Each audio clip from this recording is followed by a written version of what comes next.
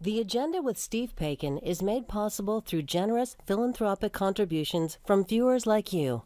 Thank you for supporting TVO's journalism. Protests across China challenge the state's ongoing COVID-19 lockdowns and other restrictions.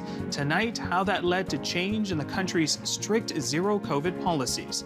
Then, we'll hear from our Ontario hubs about an art and archive project in Hamilton. And from immigration and labor shortages to medical assistance in dying, we've got the Agenda's Week in Review. It's Friday, December 9th, and that's all ahead on the Agenda.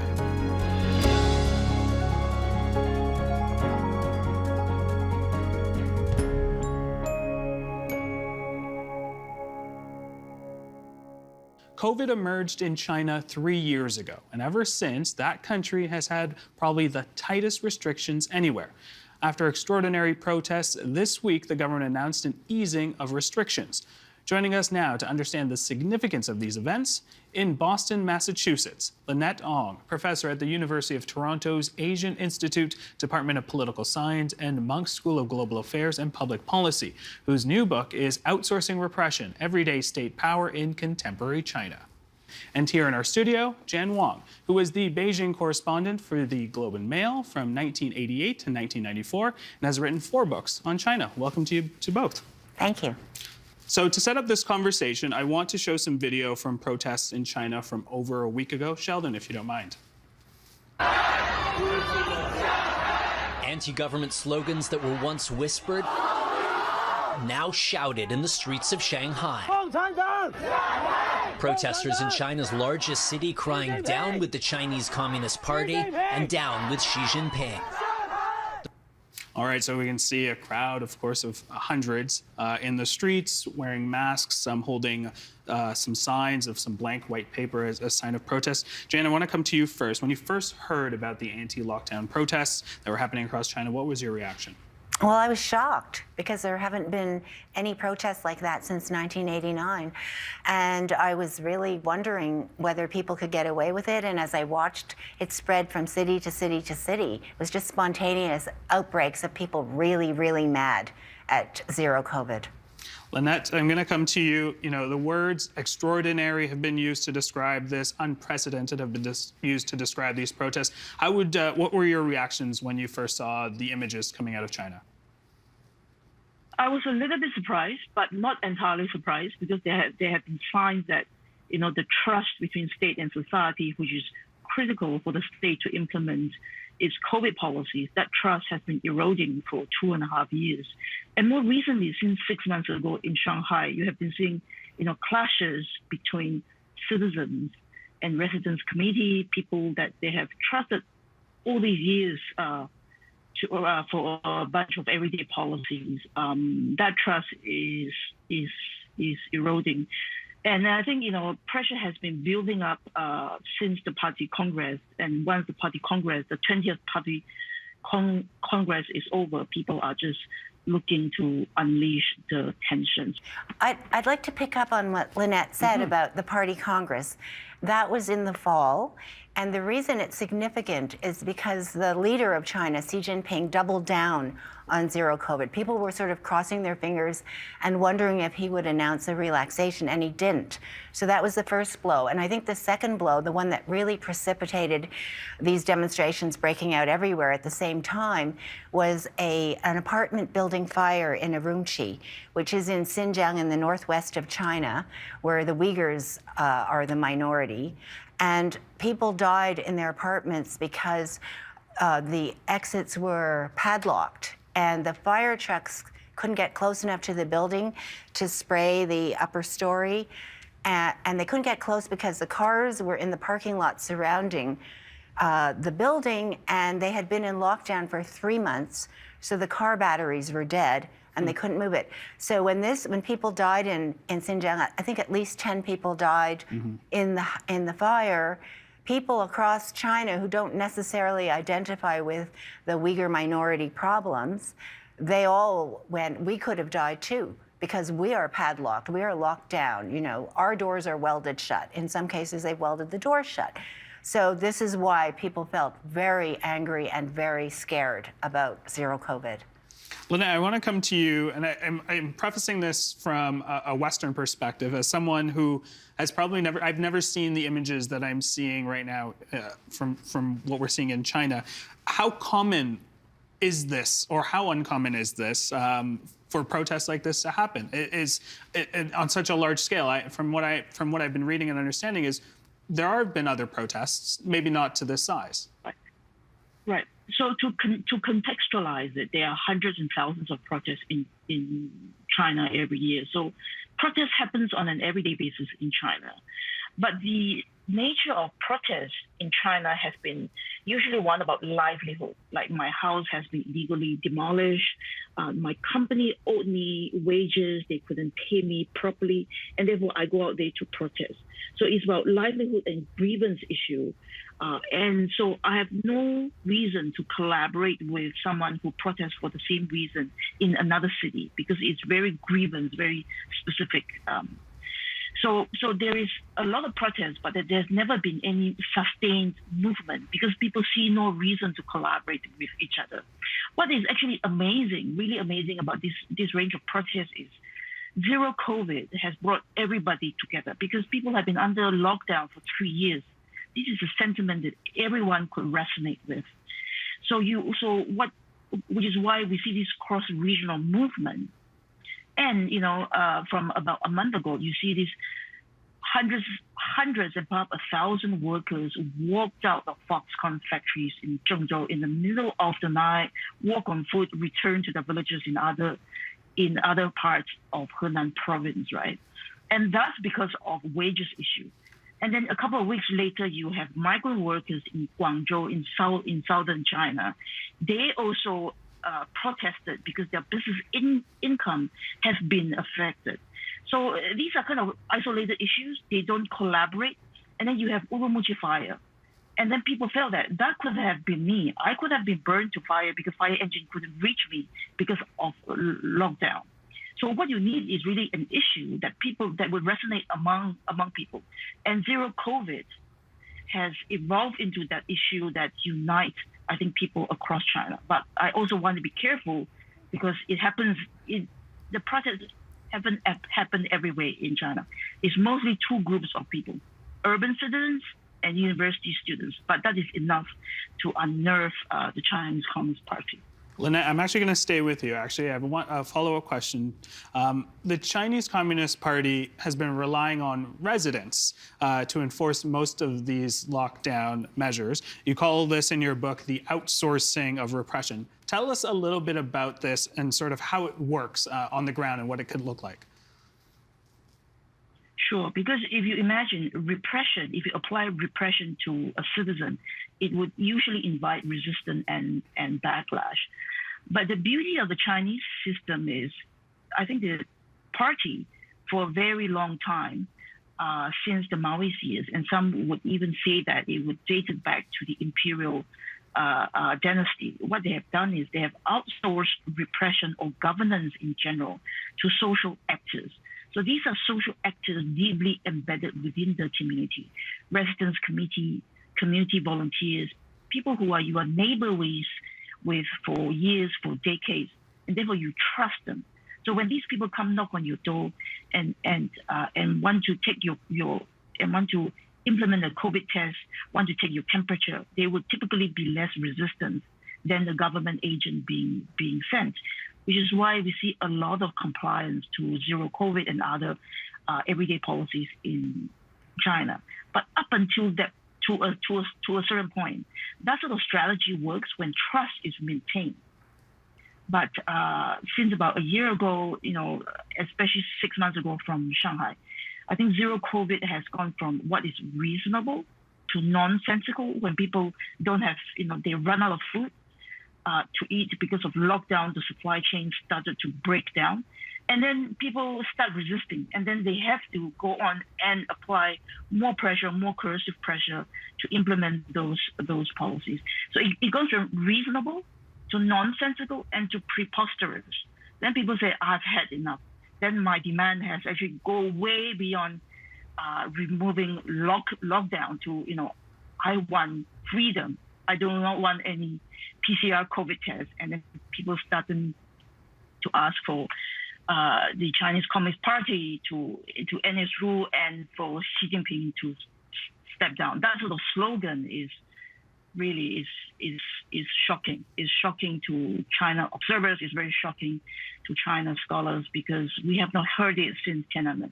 And even in Tiananmen, I don't think people say we want the freedom. They've never said that, we want an end to the CCP's rule. But this time around, they have really articulated it explicitly. Jan, you were in Tiananmen Square. I was in Tiananmen, and I also lived in Maoist China. So I was the first Canadian student to study there in 1972. So when Lynette talks about the neighborhood committees, I experienced that. And I actually think it was more repressive in Maoist times than it is today in China, even though they have the added technology and surveillance and cameras on the street and they can check your cell phone. In Maoist China, when I was there, you couldn't do anything. Everybody knew everything and they watched you, and people didn't have phones. But if you got a phone call, it was a neighborhood committee person who ran to get you. And then they would sit there and listen while you talked on your phone. So, but I think one thing I'd like to say is the lockdown in China made a lot of sense at the very beginning of COVID. Of course, the first signs of COVID came from China. They locked it down, and it was a good idea. It was like we were trying to do here when we wanted to flatten the curve. Right. And our health authorities said, please stay in. But in China, it was coercive, and they were trying to do that, and it was smart. But what they didn't do was they didn't start vaccinating people. We vaccinated people here, and it wasn't coercive. In China, it's so coercive that if you have a dog, you can't take your dog out for a walk. So people were putting down diapers on the floor. And as Lynette said, some people didn't get food. Some people were separated in their families. If somebody was infected and the others weren't, they would actually take you away. They would make you stay in quarantine facilities. Now the new policy is you can stay at home now. So it was so brutal in China. And it just, as she said, it didn't make any sense. And I think another catalyst was the FIFA World Cup, when people in China were watching the stadium full of people, and they're going, well, how come they can go out? How come we're still in these terrible lockdowns? And they were locking down entire cities. So it didn't make any sense after 3 years. Lynette, so much time and energy has been put into China's zero COVID policy. Even after the protests, some analysts were not predicting that the communist government would pull back. But earlier this week, that's what they did. They had a change of heart. Was that surprising to you at all? So we can see the relaxation of restrictions as two things. I think it is predominantly a political concession because there has been a lot of resistance, a lot of protests, even asking Xi Jinping to step down. So it's a political concession.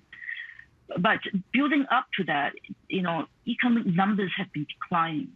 Unemployment rate has been going down, has been going up, and youth unemployment is as high as 20% in the cities. And a lot of local governments are in debt. They actually do not have money to buy any more PCR COVID tests. So the central government has been under a lot of pressure for a long time, and I would see this recent wave of protests as a political concession.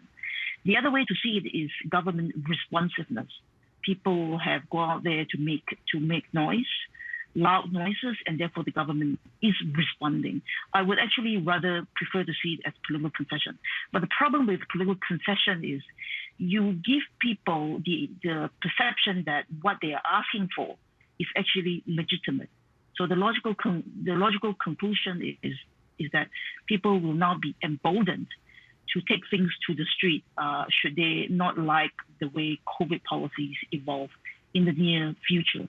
So I think Xi Jinping is actually taking China down to what I would call a path of no return. Things that would evolve from here would be rather unpredictable because government has taken extraordinary measure and people will just respond accordingly. Well, I think it's shocking. I have never seen a government in China respond this fast. I am really surprised. And I think most China watchers are shocked. We didn't expect this. I didn't know what the response would be by Xi Jinping because I couldn't see a good way out. If he tried to crack down, it would be really hard because there's so many cities and so many demonstrations, and they're spontaneous, they're not organized. So very hard to crush. On the other hand, for him to give up his zero COVID policy, he attached all his prestige to this.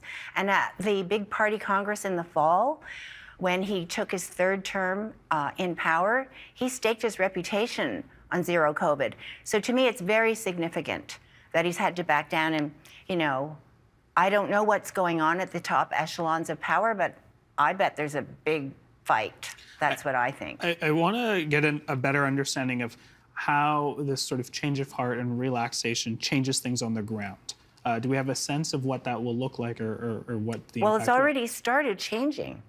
They're changing the kind of tests they use. I think they're going to rapid tests rather than PCR. PCR tests are not accurate because you test positive long after you're infectious. So they're acceding to that. I think they're going to start vaccinating people. They're starting that again. I think they need 3 vaccinations using the Chinese vaccine. They're letting people quarantine at home, and they're not shutting down entire districts. That's what was so bad, was they would shut down the whole, you know, and when I say district in China, you know, some of the districts are bigger than most Western cities. So, but I'm surprised. Aren't you, Lynette? I think it's very surprising they've done this fast U-turn. You know, the government is relaxing policies, but its implementation is very uneven across China because it's very much, the implementation is localized. And different local governments have different capacity, have different revenue constraints, even to relax its restrictions. But I think the most important thing is they are not prepared because vaccination rate is relatively low compared to international standard, especially among the elderly, which I think is below 50% for the overall generation. For the overall population, most people have had 2 shots. I think 60-70% of Chinese citizens have had 2 shots. But the elderly, the most vulnerable, less than 50% of them have been vaccinated, and that's because the government hasn't tried enough. So you wonder why? Because you know this is a government that could launch political campaign for everything, from eradication of poverty to redistribute land. Of course they have the capacity to force people and jab them.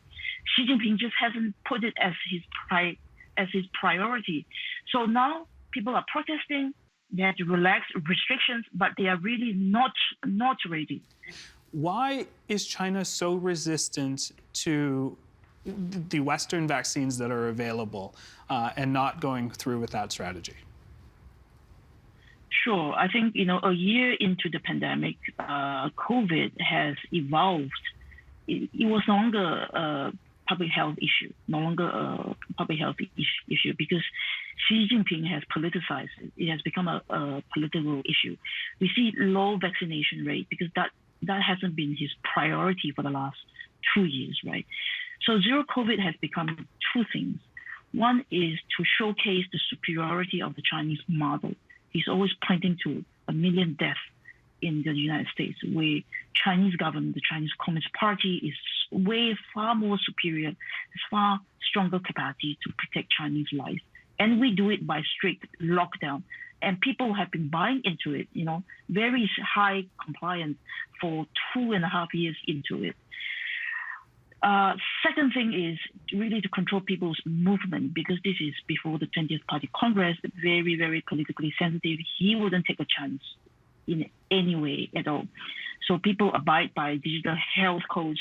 You go into a shopping mall, you enter a school, you enter a grocery store, a supermarket, a cinema, you know, any sort of enclosed space, and even take a train, you need to scan your digital health code. So that becomes a way to track people's movement. So, you know, 2 years ago, never a public health issue. So that actually, I think, explains why he hasn't been too enthusiastic about vaccination, but very much become a political issue. We're going into a couple of rough months here, and I'm wondering what you think this will play out and look like if so few people are boosted and restrictions are being lifted. It's really bad. This is what happens when you have a dictatorship that says, this is the policy, and they can't make a U-turn fast enough. So now they're making the U-turn in a situation where people are not vaccinated. And we're coming up to the Chinese Lunar New Year when everybody starts getting on trains and going home, and they're not vaccinated enough. The Chinese vaccine is not the same as the Pfizer or the Moderna. It uses a different technology. So it's just going to be really a mess, I think. They've acknowledged way too late that that their policy, their zero COVID policy, wasn't working. I mean, we've had stumbles in the West, but we haven't had leaders that dug their heels in and said, this is the way, we're right. So they're adjusting 3 years into COVID. They're finally adjusting their policy, but they don't have the conditions. They don't have people vaccinated. So I think as a China watcher, I think it's going to be really interesting to watch. But if I was a Chinese person living in China, I'd be really scared right now. All right, we talked a little bit about sort of what this means for Xi Jinping and sort of what, in terms of a strategy or trust level. I want to come to Lynette, because you sort of talked about it, recently secured his third term as Supreme Leader of China. What does this backtracking mean for him? So at the 20th Party Congress, he has been elected for a third term, and he has managed to line up the upper echelons of power with his loyalists. So he looked very, very strong. But behind that strong facade, we have to wonder whether there's actually a great deal of fragility, because what holds the party elites together to some extent really depends on what is happening on the ground. Since there's so much dissent, that sort of dissent on an everyday basis, the protest, it would also have implications on elite cohesion. People around him that he surrounds himself with would be questioning, would start wondering, how strong my leader is. Should I keep following him? With his anti-corruption policies, he has offended a lot of people. He has removed a lot of people from the official position, people who used to be very, very strong. And the recent passing of the former president Jiang Zemin was a powerful figure in the sense that he is head of the Shanghai Gang.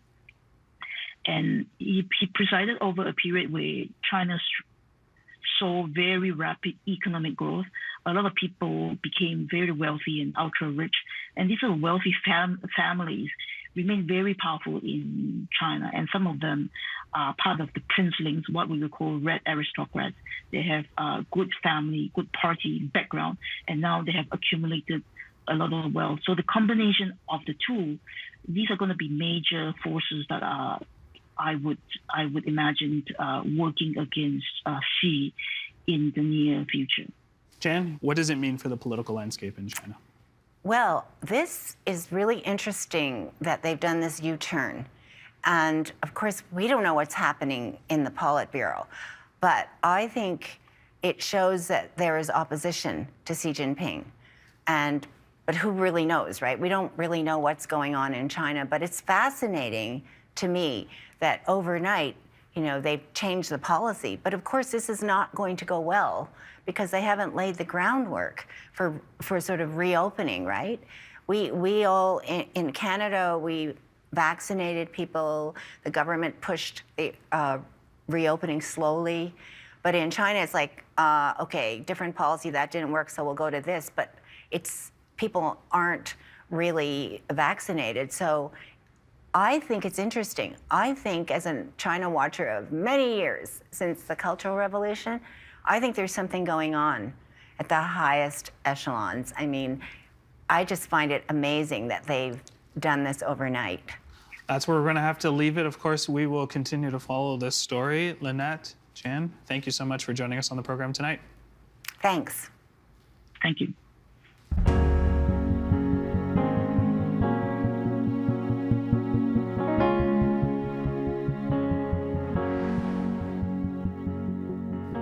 COVID is certainly not behind us, but a project by a group that calls itself Filipinas of HamOnt is already creating an archive of life amid this pandemic. Vicky Mochama is TVO's diversity journalist, and she went to find out what motivated the women who have undertaken it. She joins us now from Ontario's capital city. Welcome. Thank you. All right, so before we talk about this specific art project, can you tell us a little bit about the Filipinx community in Hamilton? Yeah, so they're a small but thriving community. There are about 11,000 Filipinx people in Hamilton, Ontario, which is around 2% of the city's population. But it's also a diffuse area, so there's lots more around the Hamilton, Wentworth, and Niagara region as well. All right, so tell us about the two women who created Filipinas of HamOnt, and HamOnt is obviously an abbreviation of Hamilton, Ontario, and why they decided to create it during the pandemic. So the two women are Jessica Vin Luan and Annabelle Ragsag. And so the two of them were in a local leadership workshop, effectively, that was running through the beginning of the pandemic, and it got disrupted in so many ways. But because it went online, they actually had the chance to hear from one another. And Jessica heard that Annabelle wanted to do a mapping project, mapping the location of all the Filipinos or Filipinx community in Hamilton. And Jessica felt that there was more that they could do together. And so that's how Filipinas of HamOnt came to be, was that these two women working in a community space wanted to come together and build something specific to their community. All right, let's talk about the call to action. What was it to bring the community together? So right now, as you know, a first phase of what they're doing, they're running a campaign called Mahalaga Ka, or You Matter in English. They've held other creative workshops online, but the event I went to was on a crisp Sunday morning in Hamilton at the Hamilton Art Gallery, where they invited women and children to come in and express themselves through art and to share their pandemic experiences. And so at this event, they had 4 children. There were 2 who left early, but there were 4 children altogether who contributed some kind of art. And then there was also 4 women who were writing down their experiences of what it is to be Filipina during the pandemic. So Vicky, obviously you got to spend some time with them and hear some of their stories. Anything interesting that you heard? Yeah, I heard lots of interesting stories. One was from a woman who's a young mother who moved to Hamilton, Ontario at the very beginning of the pandemic and was looking for any kind of community, but specifically her Filipino community, and really wanted to write about the loneliness and isolation of being a new mom in a new city and trying to find your community and really looking for anything, anywhere that can help you do that. I also heard from another woman who lives in Grimsby, Ontario, who said that it was really scary for her at the beginning of the pandemic because she was the one who was primarily doing all the external work of the family, going to the grocery store, for example.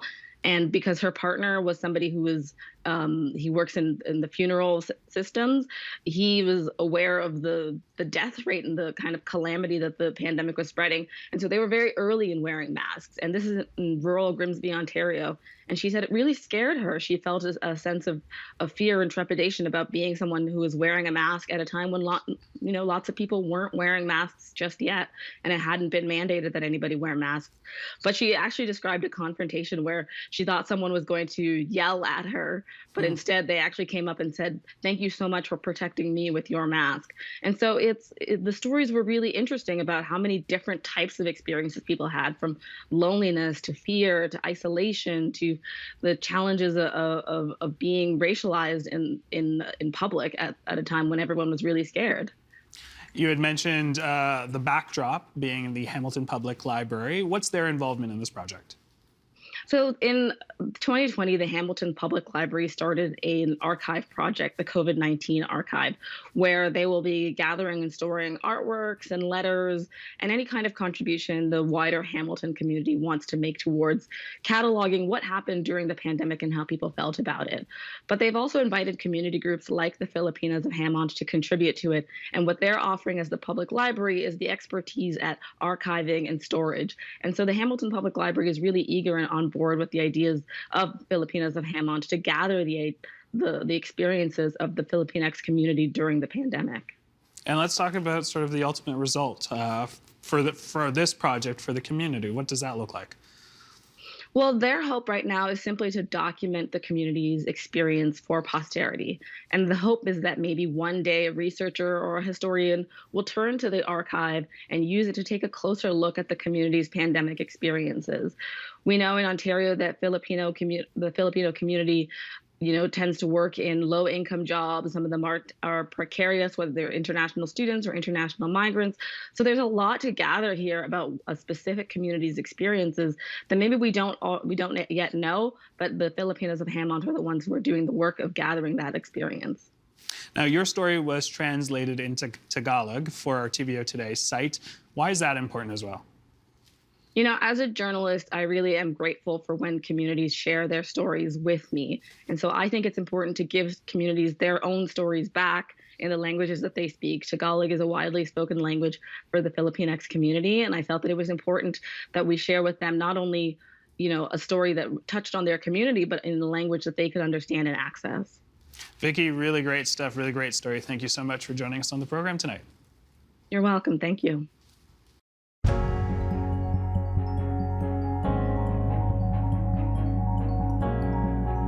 The agenda this week explored the so-called streaming wars and heard the arguments for and against expanding medical assistance in dying to those with mental illness. The agenda's week in review begins with plans to increase immigration to address labor shortages in Canada.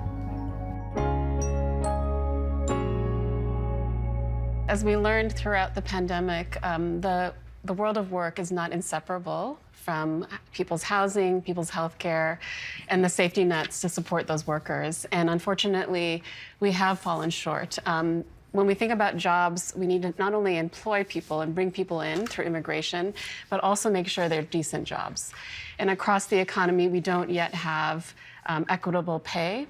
We have a disproportionate income for women, for people who are racialized. These problems need to be addressed along with filling the labor shortages. We also need to make sure that people can take time off if they're sick, and they need to make sure that they can care for their families. So we need both the federal government, perhaps through immigration, but also working in tandem with provincial and regional governments to make sure there's decent work, and that the immigrants who are brought into Canada or have an opportunity to work here are given status. It's really hard to support your family, to reunite with your family, to make sure that your healthcare needs are met, to access basic needs if you do fall ill, if you have a precarious status. So we need status for all immigrants on arrival, ideally, as well as decent work and decent jobs. That is, if I may say, a rather enormous wish list, a lengthy list of agenda items that need satisfying there. How close do you think we are to accomplishing what needs doing? I think that these are possible. I think that when people work collaboratively, especially having people at the table who are directly impacted by this, we'll have creative solutions. I think if we're only looking at the labor and the economy from the eyes of those who benefit the most, unfortunately those with the capital, then we'll probably have solutions that meet short-term needs, but at the cost of our Canadian society. And a big reason people come to Canada is because of the promise of having a fair and equitable society, and I think we need to work together for this. Is there anything, Dennis, on that list that you object to? Of course not. In fact, I know, give you examples of manufacturers who've had to do exactly that because our system isn't so well positioned. So we talk about manufacturers out west, especially who will have language classes, who bring the community together, because often manufacturing plants are not in the big cities downtown. They tend to be in the smaller towns in the suburbs. And so manufacturers do oftentimes have to put their own systems in place or develop that network so that when the people do come, when the families do come, they are able to have some level of integration. Language classes, I was at a plant called Lone Windows out in Manitoba, and they have Ukrainian immigrants, and they have language classes 5 days a week to help bring the folks up to speed, because they know how to read the computers and they know how to look at the numbers on the plant, but in terms of general conversation, they're trying to move them ahead. It's stuff we have to think about. Lev, let me get you into this discussion, because I pointed out at the beginning that this new plan has some significant regional aspects to it. And I wonder how significant you think that is to the overall potential success of what we're trying to do here.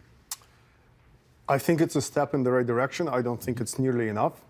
The 1.5 million? No, I think in terms of the regional programs, Okay. I don't think they're enough. I think provinces should be given greater powers to fill labor needs, but also to build communities, societies, and to actually achieve their objectives, as opposed to having the federal government take in a lot of immigrants who ultimately then settle in a few places like Toronto, Montreal, Vancouver. So how would you fix it? So I think it's a step in the right direction, but we do need to increase provincial quotas. We also need to cut red tape, frankly, because a lot of our immigrants are coming from the labor force. They come in as temporary foreign workers, and that term in itself is a bit misleading because quite often to become a permanent resident, you start as a temporary foreign worker, and employers are facing a lot of red tape in being able to bring workers in and being able to ultimately take care of them, because that red tape sometimes takes away from other programs. What's right? the red So, tape? What are you talking about? well, for example, to hire a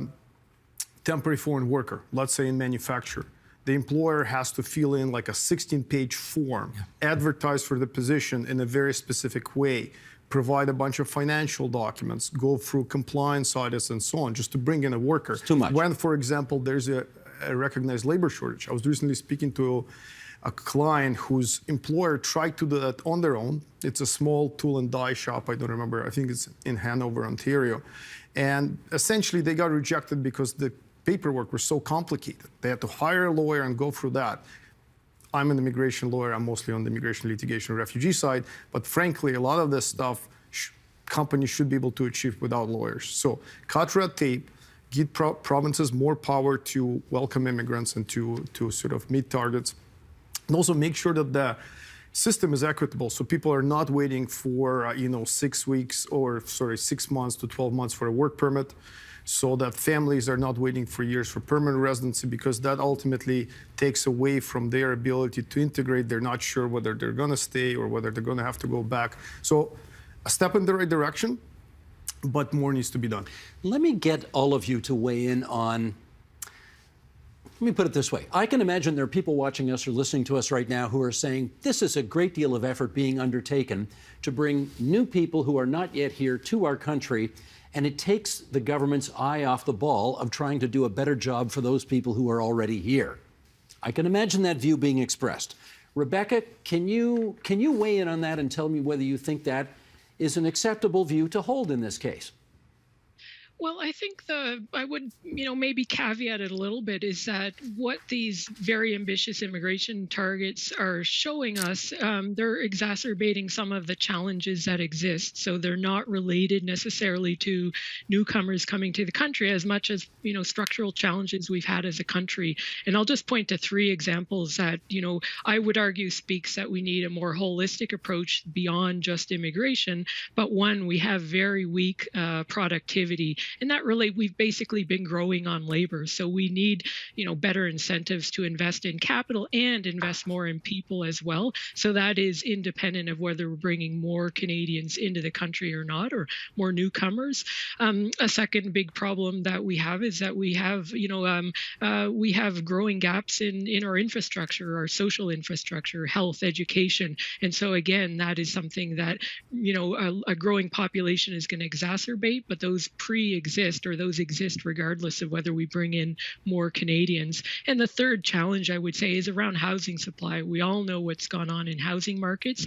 And so I would say, growing our population, while in the long term it's a net positive, the numbers alone will exacerbate these pre-existing challenges. So I think we do, that does beg the question of, yes, very ambitious targets can be good in the long run, but you need to figure out kind of those milestones along the way to make sure that it's not a bumpy road that actually could lead to backlash and lead to Canadians asking that very question that you suggest. Let me get you all to react to, you want to bring this up, Sheldon? Here's Travis Andrews writing in the Washington Post, saying just when streaming has finally attracted more viewers than cable or broadcast TV, its major players are engaged in a long-predicted war for subscribers, who are becoming all too aware of rising subscription prices and, both subtly and directly, a change in what programs get made and how long they stick around. Commercials could soon become more common, and services may be bundled for one low monthly price, exclamation point. already triggering visions of a future that recalls the dark days of cable. Now, here's what they mean. We got another graphic here with some of the latest of what everybody can get here. We got streaming services and then the cost. Amazon Prime, almost $10 a month. CBC Gem, Premium, almost $5 a month. Crave at almost $20 a month. Disney Plus, almost $12 a month. Netflix, of course, big range here from maybe $6 to $21 a month. And Paramount Plus, the old $9.99 a month. Now, if you add all that up, it's around $63 a month. So the question then becomes, are we back at cable here for $63 a month? But you're missing a price from your chart there, which is free. This is the latest thing, which is people upset about those prices. People looking at it and thinking, why did I cut my cord if I'm forking over 70 or 80 bucks a month?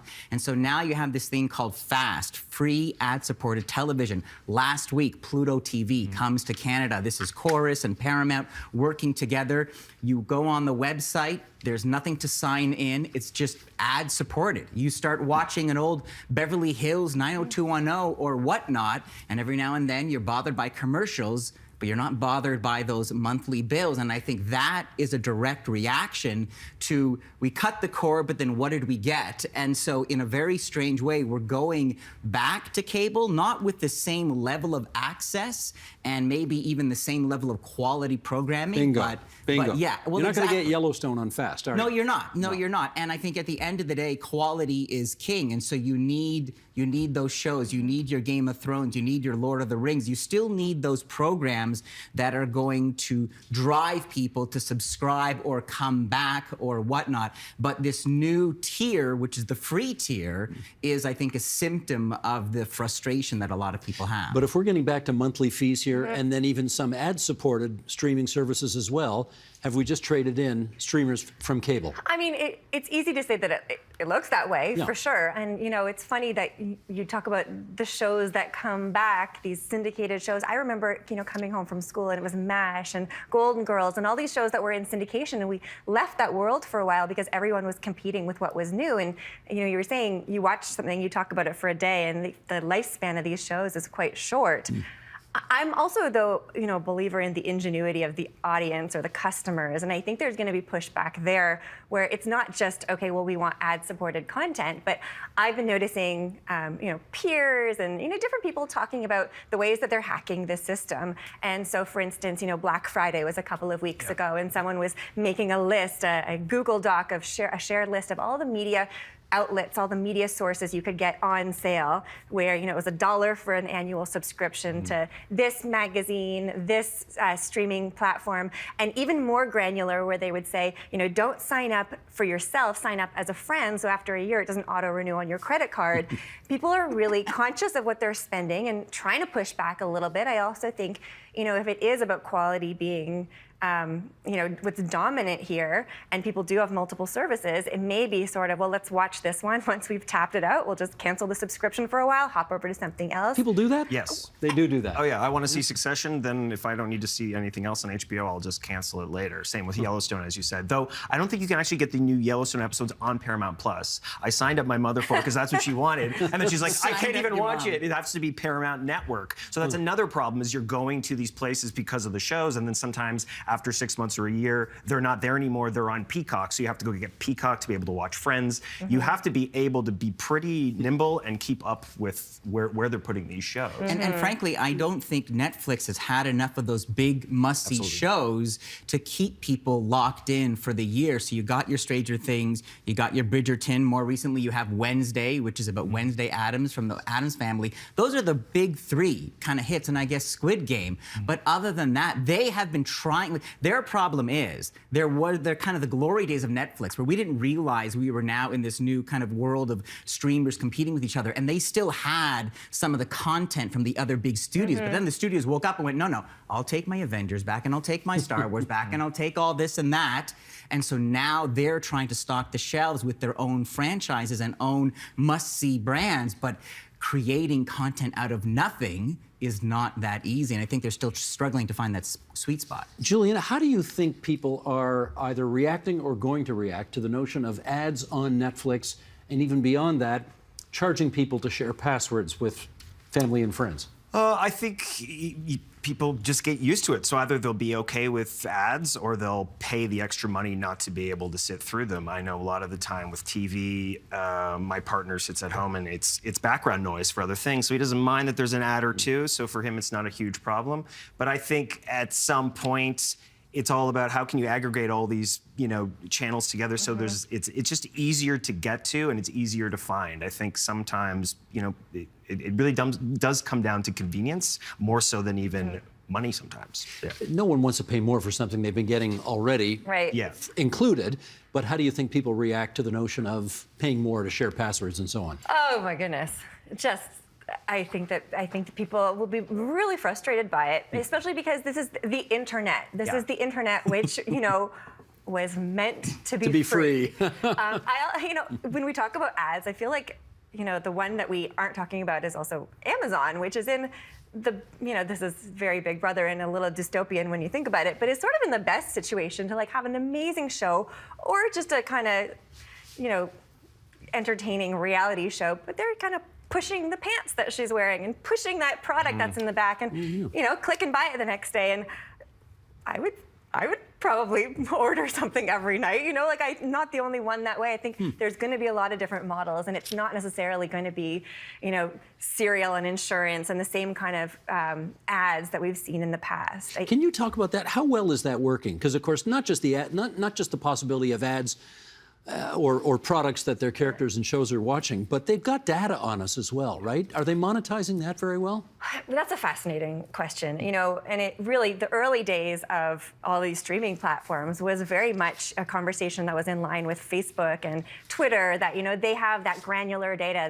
They can target us. They could target specific niche audiences. But, if they're pouring millions of dollars into an episode, they don't want it for that specific niche audience. They want it for that audience that we were saying that they were going to move away from, which is those broader Nielsen groups, right? And so I think what's interesting is, maybe not so much using that information to target audiences when it's content creation. There's still only so many great stories that get told in different ways, but I think it might be more around how we engage. Let's put a face to this story. John Scully is a name that may ring a bell with some people. He's a former television reporter. He has been advocating for access to MAID. He was on W5, the CTV program, and he described his circumstances thus. Sheldon, the clip, please. I wake up sick and loathing the day that's to come. I'm in fear of the day that's to come because during the night, I've had horrific nightmares and anxiety dreams that fill me with sweat and dread. Did any treatment work? You've tried everything. Everything. There's nothing to try for me, nothing left. I've tried every single so-called cure, in quotes. I've tried, there's nothing I haven't tried that I know of. John's been in a Toronto psychiatric hospital 7 times. He's tried electroconvulsive therapy 19 times. He now takes dozens of pills just to get through the day. And after 35 long years of treatment, still no improvement. I'm thinking, that's why I'm choosing MAID, because I don't want to botch it again. I screwed up twice trying to kill myself. I've known John Scully for 30 years. I used to work with him at CBC. That really puts a face to the story. Ramona Coelho, what do you want to say to him? Oh, I'm very sympathetic to his plight, of course. There's a few things I'd like to say. Well, we're talking about a state giving the right of someone to end someone else's life with mental illness. So this is a population discussion, not a conversation of one. I don't doubt that there are some people with irremediable mental illness. The question is, can we identify them correctly? And really, is structural inequalities playing into that? The other thing that I'd like to say, and that I'm sure Dr. Gained could comment on, or Dr. Lee more than me, because I don't know the stats perfectly, is that in the Benelux countries, in jurisdictions that have legalized assisted suicide and euthanasia, suicide rates have gone up, which I think speaks to the question of the contagion of despair the risk of the contagion of despair. You're sure there's a and connection excess. between these two things? No, I'm raising the question that I don't think that we've thought about this enough. Could there be a contagion of despair? What happens when you create access? We know that access to lethal means and other things like guns or pesticides, suicide rates go up. What is going to happen to our society when we legislate that, like, when we go forward? Have we thought about these things? We need to think about Mr. Scully. I mean, that's very important, but we also have to think about the whole population. Well, let me put that to Dr. Lee, because here's an example where I guess the experts are responsible for having to create policies that can cover the vast population of the country, but then you see that single example. I don't know about you. I mean, my heart breaks for the guy. Everybody's heart breaks for the guy. Yeah. How do we figure that out where we can create one policy for all and yet help him? You know, I think it comes back to a point that Andre has written about, right? That we're trying as a society to decide where we stand on the balance between autonomy and protecting the vulnerable. And I want to use the word autonomy versus protection, not paternalism, right? Because paternalism is not a defensible position. No one wants to be paternalistic. It's really about protection. And I'd say that in this debate, there's actually been too much heat and not enough light, right? That there actually is a way of looking at individual cases where I think that you have to, I feel a lot, again, for what John Scully is saying, and I think that when we're trying to protect vulnerable people, we have to think about vulnerabilities beyond just are they accessing services? That's one of them, but also there are many structural and social vulnerabilities. And I think when I start with an individual patient, my first question is, are they vulnerable? I would never make a decision based on a 1-minute video whether somebody is eligible for MAID or not. But on the surface, looking at his video, he didn't strike me as vulnerable. But I know a little bit about his case. I'd like to know more about his trauma. I'd like to know about his relationships. I'd like to know more about his personality. I'd like to know... Does any of that matter when he is clear in his own mind this is what he wants? It is if there's a source of vulnerability there. And I have a role as a clinician to protect that. And what I would say is that the desire for death is really way more complex than people think. It's a collapse of complexity to bring it down to, are you psychotic and delusional or impulsively suicidal or not, right? That's too simplistic. I think people want to die for a multitude of social, psychological, and unconscious factors, and we need to help them understand that. Dr. Gann, what do you see this case of John Scully? What do you think? So I see the case, my heart goes out for him. And I think for any empathic human, that would be the natural reaction.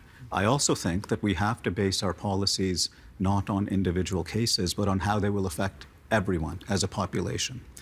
And I would reframe, actually, Mr. Picard's question. You know, rather than asking, can we ever get it right? I think the real question is, which mistakes do we want to make? And that reframes it in a different way, because what we know is that when we expand assisted dying beyond end-of-life situations, people shift what they are seeking death for. As Dr. Lee was mentioning, people seek death for different reasons. When MAID is provided and the end of life is foreseeable, people seek it to avoid suffering from a painful death. When we extend it further and further from death, people seek it to avoid a painful life. They seek it as escape from a painful life, and that's what the data in the Benelux countries shows. Does that matter, though? Yes, it does, because what we're doing is we're shifting who is actually seeking it for social reasons that we could fix in other ways. I will use a burning building analogy. You know, a greatly esteemed colleague, Dr. Harvey Chochinov, he's used the analogy of it not being true autonomy. If you have a burning building and somebody decides to jump from that, that's not true autonomy about them wanting to end their lives. We are setting up for the marginalized people in our society, who are the ones who actually preferentially get MAID in Benelux countries when it's expanded to psychiatric euthanasia, 2-to-1 women to men as well, by the way. Increased rates of poverty and social suffering once you expand it. We're taking this and the burning building, those are our policies. Those are our social policies that have led people to these marginalized situations and sometimes even set fire to the building. Our governments, those are the landlords. And what I would suggest to you is that rather than saying, put out the fire, stop the burning, design a safer building, or let's lead people to a safer exit, I think that people who are saying on the side, for example, and Mr. Picard, you're saying that it's autonomy to help the person jump here. I think that out the window, I don't agree with that. I don't think that's a truly autonomous choice. Okay, let's let him respond. Andre Picard, you want to come back in here? Well, I don't think it's a good choice to say stay in the building and keep burning. That's what we're saying. We're saying keep suffering. We can't give you an out.